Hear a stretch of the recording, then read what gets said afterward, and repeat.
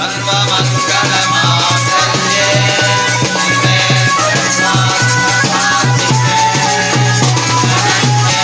सखी चलो सखी बारात आ गई हो।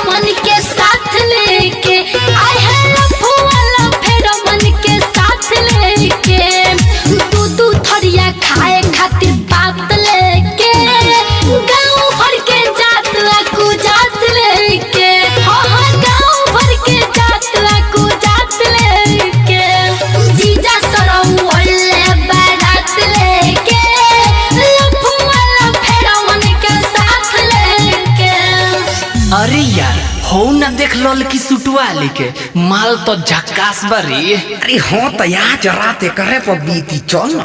हाँ तो चल ना वही जान द्वार पूजे में जान पहचान हुई। हमें के हो की बोला ये सहाली आइल बाडू में हो महानी में आजू के रतिया मजा उठा लो आओ चलो खरी हानी में आजू के रतिया मजा उठा लो आओ चलो खरी हानी में। अरे बक अपन मुँह ना देखला हो। अरे ये सौखी हम न देखो टोपिया वाला के बुझाता भांटा में के टिकल हड़िया हो।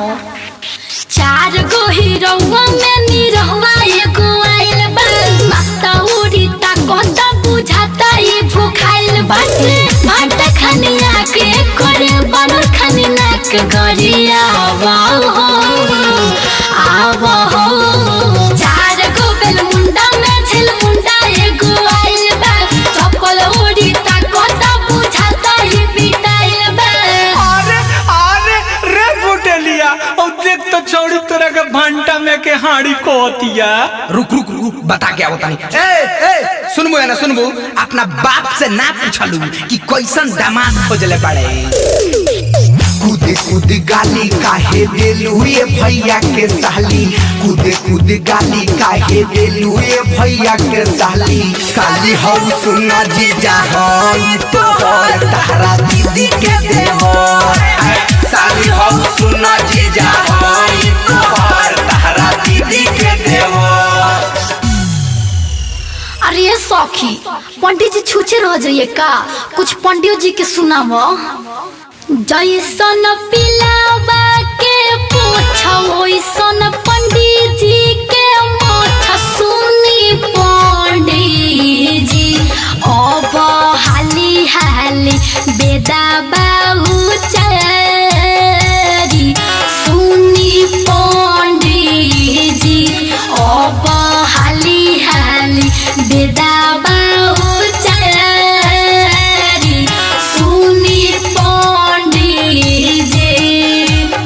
अब बर्दाश्त से ज्यादा होता है जजमान। अरे ए बाबा होई माल टूटी आ टूटी ना तो भूगुन फूटी रकी के लेपकी समरकी के पंडित जी माल गोरे गाल के ही लागल बाटे मंडी जी पंडित जी हो पंडित जी बोला पंडित जी हो पंडित जी।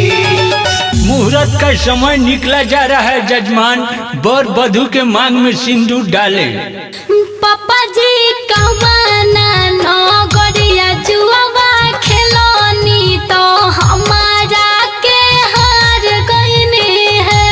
पापा जी कमाना न गड़िया जुआवा खिलौनी तो हमारा के हार गईनी है। अरे इस साली रोल गावल बंद करहु तार आंसू देख के धांसू दर्द होता अब नंबर लेन देन कल की बतिया के मन बहलावत रहल जाई बिचो काबे लुकायो तो हर जीजा कोई छोट नंबर दे द तू लगा के उठा लाली साली तहरा दीदिया से ए सुन ना तहरा दीदिया से बात हम करा दे में साली